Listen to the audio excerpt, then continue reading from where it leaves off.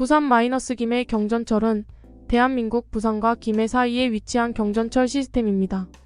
이 노선은 길이가 23.9km 14.9마일이고 21개 역이 있으며 하루 176명의 승객에게 서비스를 제공하도록 설계되었습니다. 부산에 있는 한 대형 백화점. 여기 자신의 키보다 큰 아이스하키 장비를 등에 메고 있는 외국인 여성들이 백화점으로 뛰어가고 있습니다.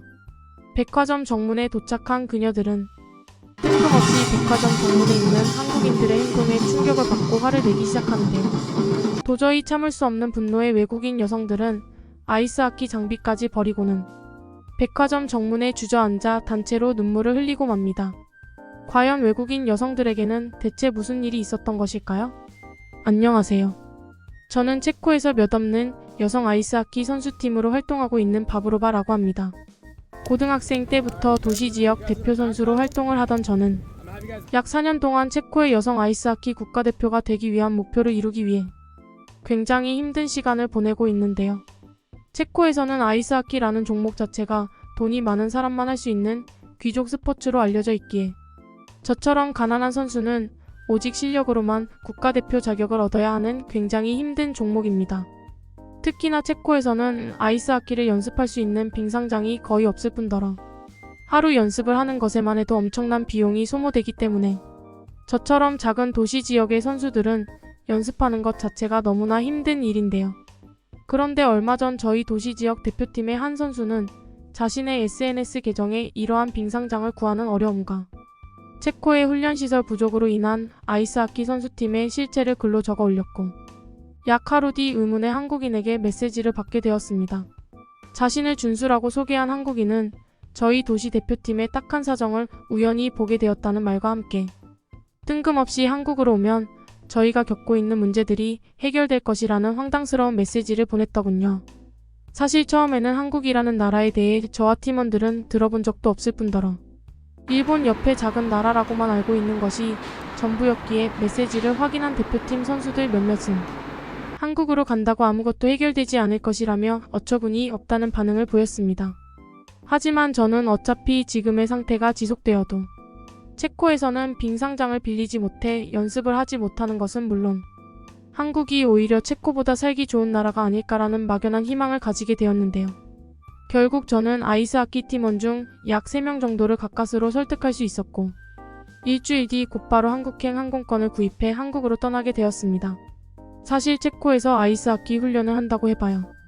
한 달에 한 번 정도 가까스로 빙상장을 빌려 연습을 하는 것이 전부였기에 저를 포함한 4명의 선수들은 한국으로 가보고 아무런 성과가 없다면 그저 조용히 쉬고 오자는 휴가 계획과 다를 것이 없었는데요. 역시나 한국으로 향하는 비행기 안에서도 한 동료 선수는 한국이 굉장히 돈이 없는 나라라고 알고 있는데 지금 이렇게 한국을 가는 것이 맞냐며 계속 화를 냈고 이럴 시간에 체코 빙상장을 빌릴 모금이나 모으는 게 어떻겠냐는 화를 내기도 했습니다. 그런데 어처구니 없게도 한국에 도착하자마자 이러한 동료 선수들의 불만은 전혀 나오지 않았는데요. 특히 공항에서부터 마주할 수 있었던 다양한 한국인들의 모습은 전혀 가난한 사람처럼 보이지 않았기 때문입니다.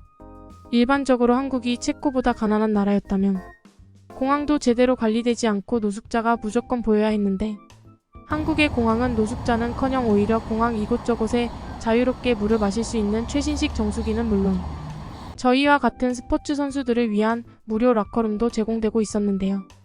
특히나 체코에서는 저희 키보다 큰 아이스하키 장비들을 보관하는 시설 자체가 공항에 설치되어 있지 않아서 무조건 무겁게 손에 들고 다녀야만 했는데 충격적이게도 한국은 다양한 종목의 스포츠 스타들이 꽤 한국을 많이 방문하는지 아이스하키 장비를 넣을 수 있는 상당한 크기의 보관함을 무료로 사용할 수 있더군요.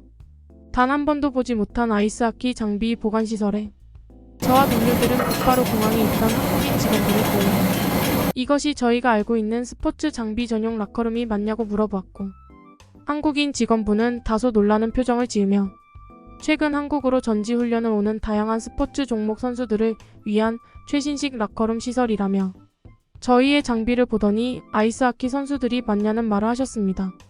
놀랍게도 한국은 저희가 생각한 가난한 후진국의 나라가 전혀 아니었고 오히려 다양한 나라의 스포츠 선수들도 굉장히 자주 찾아오는 엄청난 인프라가 발달되어 있는 선진국의 나라였는데요.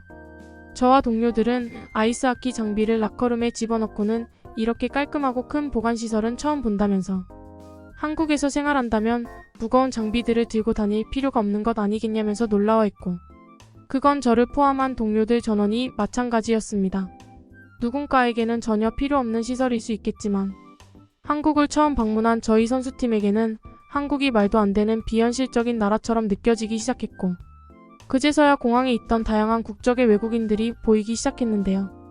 체코와 달리 치안에 대한 걱정도 전혀 할 필요가 없는지 인천공항에 있던 외국인들은 편안한 표정으로 비행기를 기다리고 있었고 심지어 가족 단위로 방문한 외국인들은 아이를 혼자 남겨두고 근처 공항 편의점을 가는 모습까지 보였습니다. 체코에서는 아이가 혼자 있는 것 자체가 말이 되지 않는 위험한 광경인데 한국은 얼마나 안전한 나라인지 이러한 모습을 계속해서 마주할 수 있었죠. 상당한 충격을 받은 저와 동료들은 그제서야 한국으로 오라던 SNS 계정에 한국인 메시지가 떠올랐고 급히 메시지로 인천공항에 도착한 저희의 사진을 보내고는 이제 어디로 가서 어떻게 해야 되는지 다급한 질문을 건넸습니다. 그리고 약 5분 뒤 도착한 한국인분의 메시지는 그야말로 충격적이었는데요. 메시지를 보낸 준수 씨는 저와 팀원들에게 곧바로 부산행 비행기로 갈아타라는 조언과 함께 심지어 비행기 값에 대한 비용도 보내주시더군요. 당황한 저는 대체 왜 얼굴도 모르는 저희를 도와주는 것이냐며 질문을 했지만 준수 씨는 부산에 도착하면 알려주겠다며 1분이라도 빨리 부산으로 오라고 했습니다. 그 후 곧바로 부산행 비행기로 갈아타 약 2시간 뒤 부산에 도착한 저와 동료들은 AD 다시 한번 눈이 휘둥그레질 수밖에 없었는데요. 방금 겪었던 인천공항도 너무 크고 쾌적해서 당황했었는데 두 번째로 방문한 한국의 공항인 김해공항은 자연과 잘 융화되어 있는 그 모습에 저와 동료들에게는 또 다른 충격을 주었습니다. 놀랍게도 체코에서는 아직 대도시의 공항 말고는 제대로 운영되고 있는 곳이 거의 없고 이러한 폐쇄된 공항들은 노숙자들의 쉼터로 활용되고 있는데 한국의 공항에서는 이러한 모습 자체를 볼 수 없었죠. 그 후 곧바로 준수 씨가 보내준 지도를 받아 공항과 연결된 경전철이라는 것을 탑승한 저와 동료들은 경전철 입구에서 그만 당황하고 말았습니다. 체코에서는 지하철과 같은 교통수단을 타기 위해서는 현금을 준비해서 입구를 지키고 있는 경비원 분에게 돈을 건네주고 수기로 만든 표를 건네받는 것이 탑승 방법인데 이상하게도 한국의 경전철 입구에서는 그 누구도 보이지 않았는데요. 빨리 오라던 준수 씨와의 약속을 지키기 위해 어쩔 수 없던 저와 동료들은 근처에 있던 한국인에게 손짓 발짓을 하며 지금 경전철을 타야 되는데 어떻게 해야 되는지 물어보았고 저희의 행동을 유심히 살펴보던 한국인분은 갑자기 저의 돈을 받아가시더니 작은 카드를 하나 주셨습니다. 그리고 바로 그 순간 저와 동료들은 역시 그러면 그렇지. 한국도 체코와 똑같은 범죄의 나라이면서 후진국이 맞구나 라는 생각이 들었는데요. 체코에서도 지하철 입구를 지키는 경비원분이 지하철을 이용하려는 승객들의 현금을 훔쳐서 달아나는 경우가 많아서 항상 경비원분을 주시해야 하는데 선진국이라고 생각했던 한국 또한 저희의 돈을 받고 표를 주지 않았기 때문입니다. 무시당했다는 생각에 화가 났던 저는 카드를 내미는 한국인분에게 찡그린 표정을 지으며 그러지 말라고 했는데 갑자기 한국인분은 저희에게 건네려던 카드를 다시 가져가시더니 경전철 입구로 향했는데요. 놀랍게도 한국인분은 저희에게 주려던 카드를 이상한 기계 같은 것에 접촉했고 그 순간 기계의 문이 열리는 놀라운 상황이 펼쳐졌습니다. 살면서 단 한 번도 보지 못한 이상한 시설물에 저와 동료들은 충격을 받았지만 한국인분은 열린 문을 통해 안으로 들어오라고 했고 저와 선수팀 전원은 한국 경전철의 말도 안 되는 입장 시스템에 좌절할 수밖에 없었습니다. 한국인들에게는 정말 아무것도 아닌 무인 출입 시스템이었으나 카드 하나로 자유롭게 출입할 수 있고 또 경비원에게 현금을 주지 않아도 된다는 사실은 체코에서 태어난 저와 동료들에게는 충격적인 상황 그 자체였는데요. 한국인 분과의 짧았던 사건 이후 저와 동료들은 더는 한국이 선진국이 아니라는 사실을 의심하지 않기로 했고 역시나 이러한 상황은 경전철에 올라타자마자 완전히 사라지게 되었습니다. 한국의 경전철은 신기하게도 사방이 지하가 아닌 하늘을 나는 것과 같은 풍경이 보이고 있었고 심지어 경전철 내부에는 저희와 같은 외국인들을 위한 AI 안내 서비스 스피커도 설치되어 있었는데요. 경전철의 한쪽 벽에는 궁금한 것을 질문하라는 영어가 적혀 있었고 그곳에는 작은 블루투스 스피커가 보였습니다. 마치 영화와 같은 광경에 이게 지금 진짜냐며 호들갑을 떨던 저와 동료들은 준수 씨가 보내준 지도의 목적인 부산의 백화점을 가기 위해서는 어떻게 해야 되는지 블루투스 스피커의 사용법 안내를 읽고 핸드폰 번호를 입력한 뒤 질문을 건넸습니다. 그리고 약 10초 뒤 스피커에 입력했던 저의 휴대폰 번호로 상세하게 영어로 번역되어 있는 새로운 지도 메시지가 도착했는데요. 정말 믿을 수 없게도 목적지로 가기 위한 다양한 방법들이 영어로 번역되어 자세히 설명되어 있었고, 충격적이게도 이러한 시스템은 사람이 하는 것이 아닌 무인 AI 시스템으로 운영되고 있었습니다. 체코와 한국의 생활편의 시설 수준이 이렇게나 차이가 난다는 사실에 큰 충격을 받은 저와 동료들은 곧바로 경전철에서 운영되고 있는 외국인 대상 길 안내 서비스를 사진으로 찍어 체코의 친구들에게도 보여줬고, 역시나 친구들도 저와 똑같은 반응을 보이며 지금 영화 촬영을 하고 있는 것 아니냐면서 한국의 도시 인프라 수준에 기겁하는 반응을 보였죠. 하지만 경전철에 앉아있던 한국인들은 저희를 신경조차 쓰지 않았고, 한국인들에게는 그저 이것이 평범한 일상과 다름이 없는 것 같았습니다. 그리고 약 30분 뒤 목적지에 도착한 저와 동료들은 부산의 한 백화점에 들어가게 되었는데요. 이미 그때부터 저와 동료들은 한국에서 편하게 훈련을 할 수 있다는 준수 씨의 말은 완전히 잊어버린 채 그저 한국의 백화점은 또 어떤 모습일까 라는 기대감으로 백화점 내부로 들어가게 되었습니다.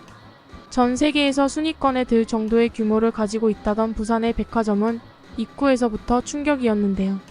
체코에서는 백화점이 아닌 대부분이 마트의 규모로 운영되고 있어서 사실상 명품 브랜드의 옷을 사는 것은 대부분 해외여행을 갔을 때나 가능한데, 한국에서 처음 겪은 백화점이라는 시설은 호화로움의 끝이었습니다. 입구에는 자동으로 움직이는 자동문이 설치되어 있었고, 백화점 내부는 체코와는 비교도 되지 않는 수백 개의 브랜드들과 가전제품들이 판매가 되고 있었죠. 매우 놀라운 사실은 한국의 백화점 내부에 있는 모든 상점들은 자유롭게 물건을 만져보고 또 고를 수 있다는 사실이었습니다. 체코에서는 중심 수도에 있는 프라하의 백화점을 가도 도난사고가 너무 많이 발생하기 때문에 이처럼 한국과 같은 개방형 상점들은 거의 볼 수 없고 물건들 자체가 자물쇠로 묶여 있는데, 한국의 백화점은 이러한 자물쇠 자체가 보이지 않았고, 심지어 백화점을 구경하는 한국인들도 물건을 훔쳐가려는 행동조차 보이지 않았는데요. 그 순간 한 동료는 한국인들의 시민의식이 높기 때문에 이러한 쇼핑하기 편한 백화점 시설이 가능한 것 같다면서 체코에서 보낸 시간이 아까울 정도로 한국은 다른 나라들과 격이 다른 선진국인 것 같다며 완전히 한국에 빠진 모습을 보이더군요. 그렇게 준수 씨의 길 안내로 백화점의 제일 위층에 도착한 저희들은 엘리베이터의 문이 열리자마자 당황하고 말았습니다. 놀랍게도 저희의 눈앞에는 체코에서는 비싸서 사용하지도 못했던 빙상장이 엄청난 크기의 규모로 운영되고 있었고, 심지어 그곳에는 어른과 아이 할 것 없이 누구나 자유롭게 빙상장을 쓰고 있었기 때문인데요.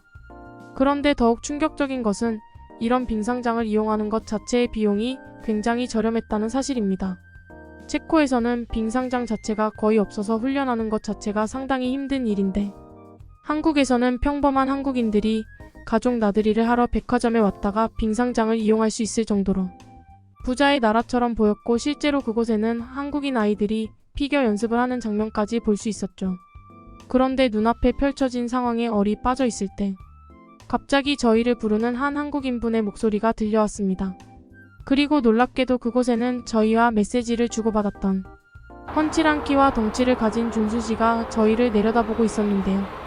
백화점의 빙상장 관리를 맡고 있다던 그는 저희의 딱한 이야기를 SNS에서 보게 되었다면서 앞으로 백화점 운영이 끝나고 난 뒤 3시간 동안은 무료로 빙상장을 쓸 수 있게 해주겠다며 이곳에서 마음껏 하기 연습을 하라는 충격적인 도움을 주셨습니다.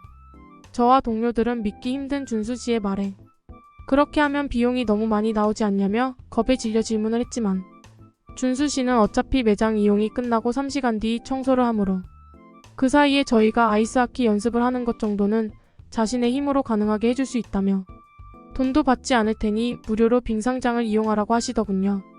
체코에서는 빙상장 자체가 거의 없고, 사용을 해도 빙상장의 품질이 너무 좋지 않아서 공이 잘 나가지 않는 경우가 많은데, 한국의 평범한 백화점에 있던 그 빙상장은 잠깐 이용을 해봐도 너무나 빙상장의 퀄리티가 좋아서 연습을 하기에는 제격이었습니다. 백화점에 빙상장이 설치되어 있다는 그 자체만으로도 어떻게 이런 나라가 존재할 수 있지라는 생각이 들었고, 흥분한 저와 동료들은 곧바로 한국 백화점 빙상장에서의 연습 사진을 찍어 체코에 있던 동료들에게도 보내주었죠. 아무런 비용을 받지 않겠다던 준수 씨였지만 그래도 저와 동료들은 뭐라도 보탬이 되어야겠다는 생각에 그날 이후 오전에는 백화점에서 외국인 언어 강사로 활동하며 영어와 체코어를 가르쳐주는 봉사활동을 했고, 백화점 영업시간이 끝난 저녁에는 팀 동료들과 함께 빙상장 미니게임을 하며 아이스하키 훈련에 집중했습니다. 그야말로 한국이라는 나라였기에 가능한 말도 안 되는 훈련 생활과 삶이었고, 한국인들은 이러한 생활을 그저 아무런 조건 없이 즐길 수 있다는 생각에 영업 중 한국에서 태어난 한국인들이 부러워지기까지 했죠. 그 후 약 1년 동안 연습을 하며 실력도 올리고 한국에서 봉사를 해오던 저와 동료들은 결국 아이스하키 선수로서의 꿈은 포기하게 되었습니다. 체코 선수로 활동하기 위해서는 다시 체코로 돌아가야만 했는데 저와 동료들은 한국에서의 삶이 너무나 편하고 좋아서 그러고 싶지가 않았고, 이왕이면 한국에서 일을 하며 지내고 싶었거든요. 특히 1개월, 2개월 시간이 지날수록 한국에서의 삶은 체코와는 비교조차 되지 않을 정도로 안전하고 편리했고 너무 살기 좋아서 매일매일 웃음이 절로 나올 정도였습니다. 아이스하키 선수로서의 꿈은 접게 되었지만 지금 한국에서 지내고 있는 저와 동료들은 체코에서보다 더욱 행복한 삶을 살고 있기에 오늘도 한국인 분들에게 감사한 마음이네요. 체코가 축구는 잘해도 나머지 분야는